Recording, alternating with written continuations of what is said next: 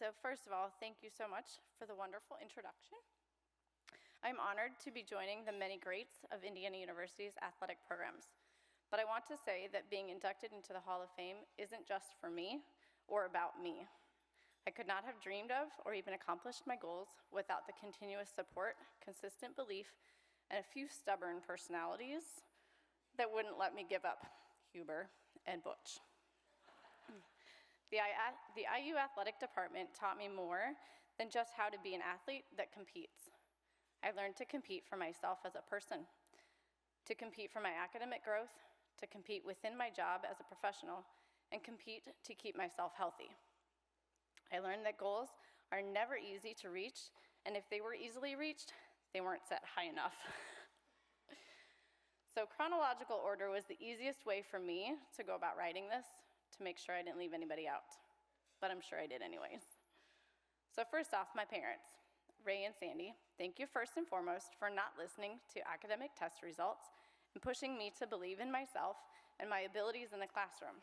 Without you, I don't know where I would be. Well, probably still sitting at the kitchen table doing homework. So thank you for allowing me to dream and letting me know that there was no limit. Thank you for giving me the chance at a great future by taking me to gymnastics and diving meets, no matter what state they were in or how snowy and blizzardy the roads were. Got pulled over to the side of the road for a blizzard from one diving meet. Thank you for letting me move away from home a year early in search of my dreams. Mike Martins was my first coach in Minnesota. Though he is not here tonight, Australia isn't exactly driving distance from here. So he was the coach that first opened my eyes to setting goals and not just dreams. I thank him for encouraging me to strive for the Olympics as my goal. And I thank him for encouraging me to take on the adventure and to believe in myself along the way. Scott Smith took over and never let me forget to keep reaching for my goals. He spent endless hours with me in the belt and practices before school. Janet Ely, though my time with her was short, she was a great lady in my life, guided me, kept me in line, and never let me stray from my goal. As I look back, there are several people and coaches along the way, and I'm so grateful that they all shared a common interest with me, an Olympic dream.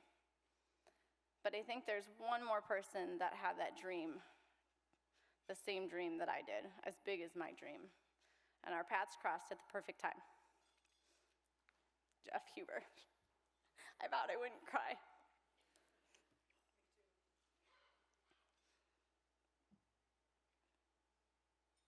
Thank you for seeing the potential in me, seeing the drive and desire I had, and teaching me to reach beyond.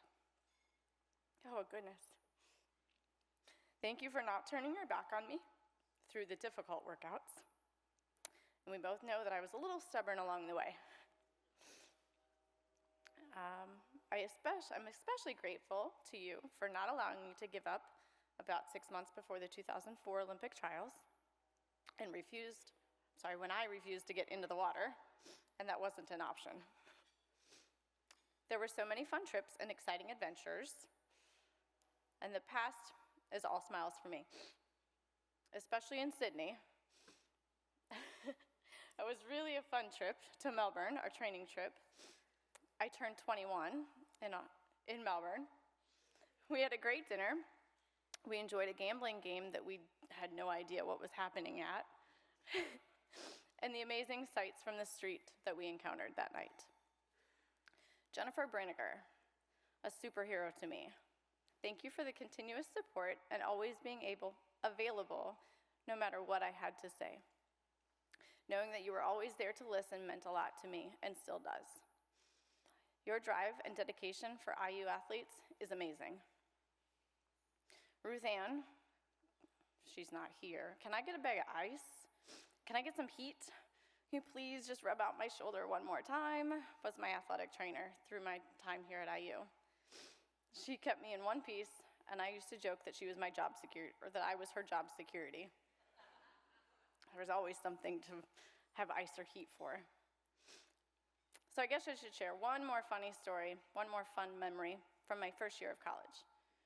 So I would literally run from practice from one side of campus to geography class on the far side of campus. And Hubert wouldn't let me out 5 minutes early. So I would run wearing sweatpants and a jacket and a hat. Middle of winter, it's cold. I decided to talk to a fellow athlete in class, except for he was never really there. So when he was, I tried to talk to him. He was a wrestler, as the backpack said. I found the icebreaker, athletics, but little did I know he was not in the mood to talk to me. I was just that little diver that showed up, never dressed, never cute, always wet hair, and that was kind of the beginning of our relationship. Thank you, Butch, for the endless adventures and dealing with my chlorinated hair. Thank you for letting me pursue my dreams and goals, for standing beside me through the fun times, and literally standing behind me so that I couldn't turn around. Because he's a roadblock, he was a wrestler here. There was no turning around. Thank you for not letting me give up on my dreams and my goals. Larry and PJ, Butch's parents, have also been a big part of the journey. Thank you for supporting me and my goals and encouraging me in every step of the way. And finally, thank you to the athletic department, not last, for the support and knowledge to keep me healthy and working through my career. Thank you to Indiana University Athletics for giving me the opportunity to represent an amazing university. I'm honored to be a part of the Indiana University Athletic Hall of Fame.